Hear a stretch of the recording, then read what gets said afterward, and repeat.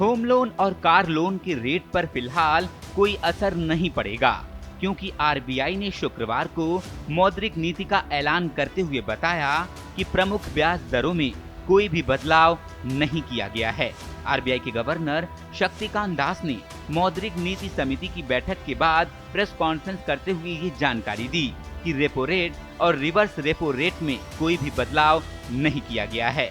Repo rate को पहले की तरह ही 4% ही रखा गया है।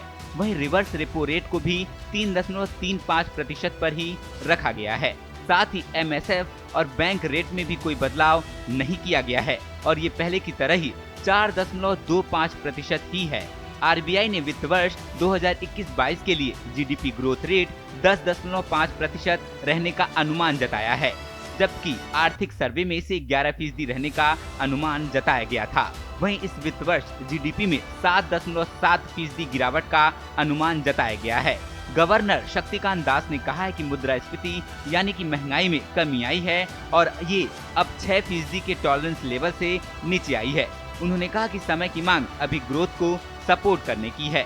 गवर्नर दास ने कहा कि मैन्युफैक्चरिंग सेक्टर में कैपेसिटी यूटिलाइजेशन सुधरा है और ये इस वित्त वर्ष की दूसरी तिमाही में 63.3% रहा, जो Q1 में केवल 47.3% था। उन्होंने कहा कि अर्थव्यवस्था में रिकवरी और तेज हुई है। आरबीआई ने कहा कि दिसंबर महीने में रिटेल महंगाई गिरकर 4.59% रही और ये आरबीआई के 2 से 6% की लिमिट के दायरे में आ गई है।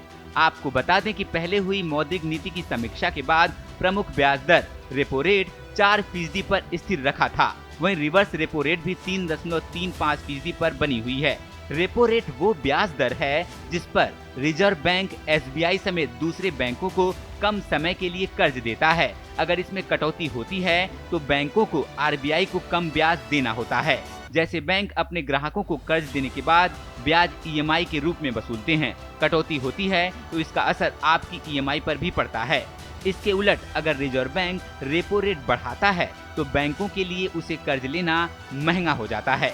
इससे होम लोन, कार लोन और दूसरे लोन की ब्याज दर बढ़ जाती है। हालांकि ये तभी होता है जब बाजार में डिमांड अच्छी हो। कोरोना वायरस के कारण इस समय मार्केट में वैसे ही लोन की डिमांड डाउन चल रही है, इसलिए आरबीआई इसे स्थिर रखे हुए है। वहीं रिवर्स रेपो रेट वो दर है जो आरबीआई बैंकों को ब्याज के तौर पर देता है। बैंक अपनी रकम रिजर्व बैंक के पास रखते हैं, इस पर आरबीआई उन्हें ब्याज देता है। बाजार में लिक्विडिटी बढ़ने पर आरबीआई इस रेट में फेरबदल करता है ताकि बैंक ज्यादा से ज्यादा ब्याज कमाने के लिए बड़ी रकम उसके पास गिरवी रखें।